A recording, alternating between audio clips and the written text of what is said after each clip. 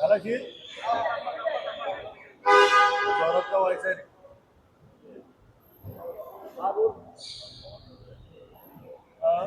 काल येथे ते राज्यभरामध्ये मोठ्या प्रमाणात कारवाई केलेली आहे. सध्या या संदर्भात काय माहिती आहे? शहाजाद भट्टी नावाचा एक आतंकवादी हा पाकिस्तानमध्ये बसून भारतामध्ये काही आतंकवाद्या कारवाया घडून आणण्याच्या प्रयत्नामध्ये होता. त्याचा हा डाव हाणून पाडण्याकरता जी माहिती गुप्त माहिती ATSला त्या ठिकाणी प्राप्त झाली होती, तर संपूर्ण राज्यामध्ये जवळजवळ 157 ठिकाणी त्या ठिकाणी त्याच्याशी संबंधित असलेल्या लोकांना पकडण्याकरता छापे टाकण्यात आलेले आहे.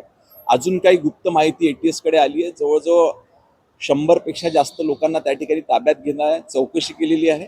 अजून काही ठिकाणी त्या ठिकाणी कार्यवाही अपेक्षित आहे. एटीएसनी जी संपूर्ण कारवाई केली, जी तपासात जी माहिती जी पुढे येत आहे की त्या जे सोशल मीडियावर जे मुलं ट्रेकिंगमध्ये आले होते ते त्यांना फॉलो करत होते, ते अक्षरशः हेरून त्यांनी मग त्यांच्याशी संपर्क साधलेला आहे. नेमकं काय वास्तव आहे याच्यात? अशा पद्धतीची माहिती त्या ठिकाणी ATSला प्राप्त झाली होती की समाजामधले काही विध्वंसक लोक यांना त्या ठिकाणी हेरणं आणि त्या ठिकाणी त्यांना शस्त्र उपलब्ध करून देण्याकरिता ऑनलाईन पैसे पाठवणं, पैसे देणं, पैसे उपलब्ध करून देणं आणि त्या माध्यमातून काही कार्यवाया घडून आणणं असा प्रयत्न त्या ठिकाणी ह्या आतंकवाद्याचा होता. परंतु ATSनं त्या ठिकाणी वेळीच दखल घेतली आणि त्यांचा हा प्रयत्न त्या ठिकाणी हाणून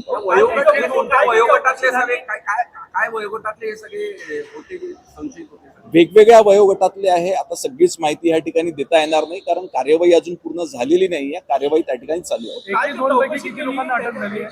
काल जी चौकशी केली त्यात काही आढळलंय का? हातामध्ये काही संशय आहे का? कारण की गुन्हे दाखल झाले नाही, फक्त माहितीच्या आधारावर चौकशी केली. ताब्यामध्ये काही लोकांना त्या ठिकाणी घेण्यात आलं होतं. फोन रेकॉर्ड त्या ठिकाणी ट्रॅक करण्यात आले होते. त्या अनुषंगाने काही शंका ATSला त्या ठिकाणी होत्या. त्या शंका दूर करण्याकरता आणि अजून माहिती मिळवण्याकरता त्या ठिकाणी काही लोकांना ताब्यात घेण्यात आलं. निश्चितपणे जे काही ज्यांच्यावर काही गंभीर जर का कोणी कार्यवाही केली असेल तर गुन्हे देखील त्या ठिकाणी दाखल कोणी अटक आहे का? ज्याला वर्दीतून ताब्यात घेतलं होतं त्याच्याकडे अटक करण्याला एक मटेरियल सापडलं. आता केवळ ताब्यात घेतलेलं आहे, त्याची चौकशी अजून त्या ठिकाणी चालू आहे. प्रत्येक वेळेस संपूर्ण कारवाई राज्यात झाली नसते. संभाजीनगर विशेष टार्गेट दिसत आहे. तिथे स्लीपर सेल नेहमी ऍक्टिव्ह असतात. असे काही नेते शिवसेनेचे बोललेले होते. संभाजीनगर विशेष टार्गेट होतं कारण विदर्भात पण मोठी कारवाई आहे. महाराष्ट्रातल्या जनतेला आतंकवादी हल्ल्यांपासून सुरक्षित ठेवण्याकरिता ATS सदैव त्या ठिकाणी कार्यरत असते. जेव्हा जेव्हा त्यांना अशी काही सॉलिड माहिती मिळते त्या पद्धतीच्या कारवाया त्या ठिकाणी संपूर्ण राज्यात करतात. कल्याणचे विवादास्पद नगरसेवक रमेश म्हात्रेचा मुलगा हा 1 वर्षापासून फरार आहे आणि त्याच्या घरी जी कारवाई केली पोलिसांच्या आढळलं की त्याच्याकडे कोरे हातवारे तो छापत होता. अत्यंत गंभीर विषय आहे. या संदर्भात स्वतः सन्माननीय एकनाथ शिंदे साहेबांनी देखील सांगितलेलं आहे की कुणी कुठल्याही पक्षाचा कार्यकर्ता, नगरसेवक किंवा लोकप्रतिनिधी असो, चुकीचं काम करणाऱ्यावर निश्चितपणे त्या ठिकाणी कारवाई होईल. बोगस बियाण्याचं वर्धा जिल्ह्यातही अनेक केसेस आहे, भंडाऱ्यातही आहे, पालकमंत्री आहे, गुन्हे दाखल होणार आहेत. नाही, निश्चितपणे कृषी विभागाच्या सोबत गृह विभाग देखील त्या ठिकाणी सक्रिय चौकशी करते आहे. याच्यामध्ये जे कोणी दोषी आढळतील त्यांच्यावर गुन्हे दाखल आधी जे गुन्हे दाखल झाले होते त्यातले आरोपी कायद्याच्या पळवाटाने सुटले होते. यावेळी कशा पद्धतीचे गुन्हे असेल? कारण अल्निनोचं संकट आहे, शेतकऱ्यांवर दुबार पेरणीची वेळ आहे, गंभीर परिस्थिती. या संदर्भात याच्या आधी देखील कृषी मंत्र्यांनी स्वतः बैठका घेऊन याच्यामध्ये कठोर कायदा करण्याचा निर्णय त्या ठिकाणी सरकारने घेतला. काँग्रेस आमदार विश्वजित कदम आणि देवेंद्र फडणवीस महाराष्ट्राचे मुख्यमंत्री एका गाडीतून प्रवास केलेला आहे. नाही, आता राज्याचे मुख्यमंत्री देवेंद्र फडणवीस हे असं नेतृत्व आहे की सर्वांना हवं असं वाटत असतं. त्याच्यामुळे कदाचित विश्वजित कदम हे देखील ज्येष्ठ आमदार आहेत, त्यांनी प्रवास केला असावा. शरद पवारांचं कौतुक करणं हे तुम्ही कुठल्या अर्थाने घेता? शेवटी शरद पवार साहेब हे या देशाचे राज्याचे मोठे नेते आहेत. त्यांनी देखील अतिशय चांगले निर्णय ह्या राज्याकरिता घेतलेले आहेत. याच्यावर माझ्यासारख्या छोट्या कार्यकर्त्यांना प्रतिक्रिया देणं.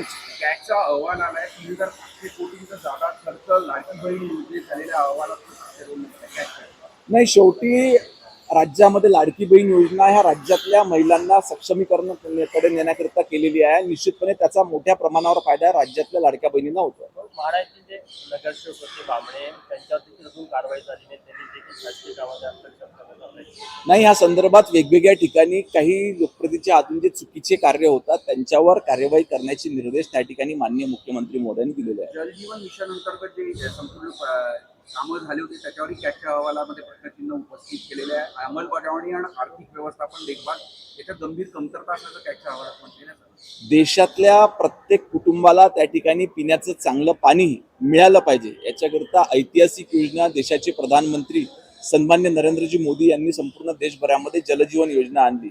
या माध्यमातून मोठ्या प्रमाणावर आपल्या राज्यामध्ये देखील त्या ठिकाणी कामं देण्यात आलेले होते. परंतु याच्यामध्ये जर का काही अनियमितता असतील तर निश्चितपणे त्याची चौकशी होऊन त्यांच्यावर देखील कारवाई होईल. वरती झाला तो हा, हिंदी में ATS ची कारवाई. एटीएस ने कल कार्रवाई की पूरे राज्य में किस प्रकार की कार्रवाई हुई, कितने लोगों को हिरासत में लिया है, कितने लोगों की इंक्वायरी हुई है और आजाद भट्टी नाम का पाकिस्तान में बैठा हुआ आतंकवादी ये भारत में कुछ कार्रवाई करने की कोशिश वहाँ कर रहा था. इसकी इन्फॉर्मेशन जैसी एटीएस को मिली तो एटीएस ने पिछले कुछ दिनों से इन्फॉर्मेशन के बेसिस पे महाराष्ट्र में लगभग 157 जगह पे कार्रवाई की है और कुछ जगह पे कार्रवाई चालू है. महाराष्ट्र की जनता को सुरक्षित रखना ये एटीएस का काम है. कितने लोगों की इंक्वायरी हुई है और क्या जानकारी सामने आई है? नहीं, अभी भी कार्रवाई चालू है इसलिए पूरी इन्फॉर्मेशन देना ठीक नहीं रहेगा, पर लगभग 112 लोगों की इंक्वायरी हो चुकी है.